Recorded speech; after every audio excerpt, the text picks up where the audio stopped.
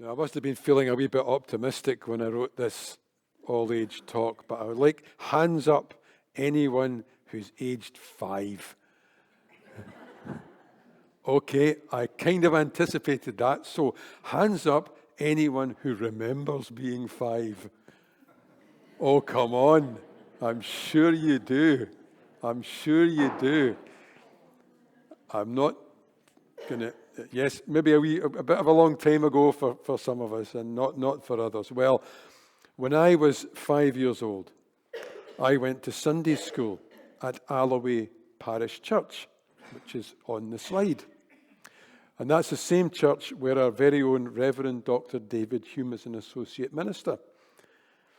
My late father was an elder there for 40 years. I was baptized and married there. So there's a strong family connection with Alloway Parish Church. And one Sunday in late August or September, 1967.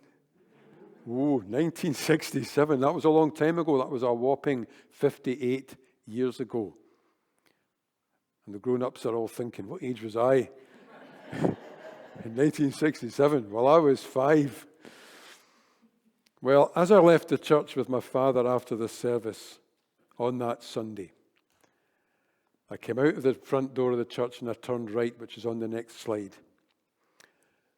I spotted a golden earring lying in the stone chips near the door. You can see the chips, they're still there. And the morning sun shone on the gold. I remember it as clear as day because I was quite close to the ground aged 5.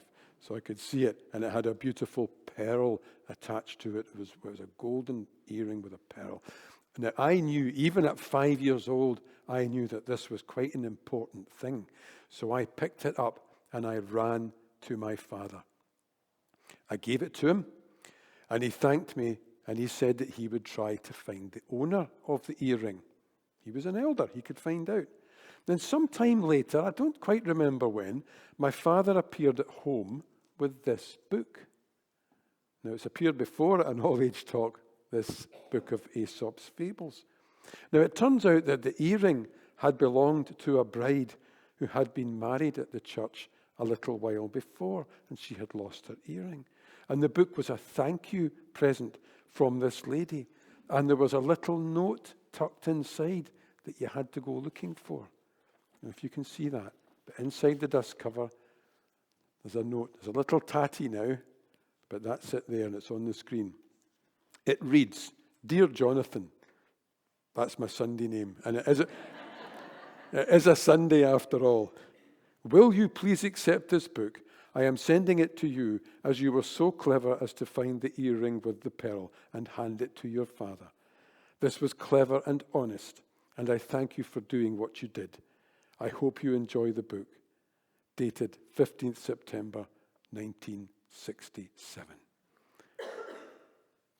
Isn't that lovely? She had taken the time and trouble to thank a small child for being honest. Now, sadly, the note is not signed, and if my father had told me the name of the lady, I'm afraid I have forgotten it. I have asked Reverend Hume if he can inquire at the church, and I believe he is doing so, and I've contacted the editor of the church magazine, who turns out to be the minister, as it happens, to see if he can put the word out. You never know. The lady that wrote that note all those years ago might still be around, and I would like to thank her and tell her that her kind and thoughtful gift is to a small child is still remembered and cherished 58 years on. But the story is a reminder that God expects us to be honest and to tell the truth. At Proverbs 12, lying lips are an abomination to the Lord, but those who act faithfully are his delight. And of course we have the 10 Commandments, thou shalt not steal, which includes keeping something you might have found, like a golden earring. Thou shalt not bear false witness, which means lying.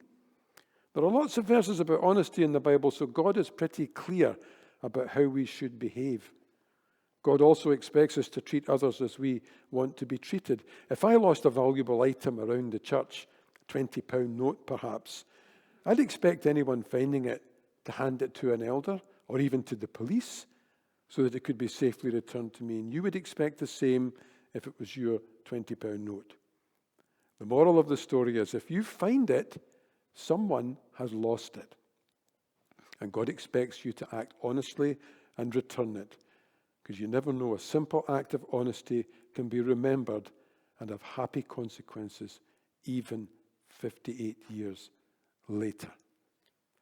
And as it happened, I had typed this one morning, and my wife came home having walked the dog, and she was clutching a pile of money, notes, 20 and £10 notes, quite a significant amount of money that she'd found lying in the grass that somebody had dropped, and she found it was walking the dog, and I took it to the police, and I got a nice wee pink receipt for it. And and if it's not claimed in 2 months, I get it back. So it was an amount of money that would spoil somebody's day if you lost it. I would make somebody's day if you got it back. So I hope and pray that somebody goes to the police office. If you're watching, it's at the police office. So go and pick it up. But honesty, and that's what we are expected to do. So amen.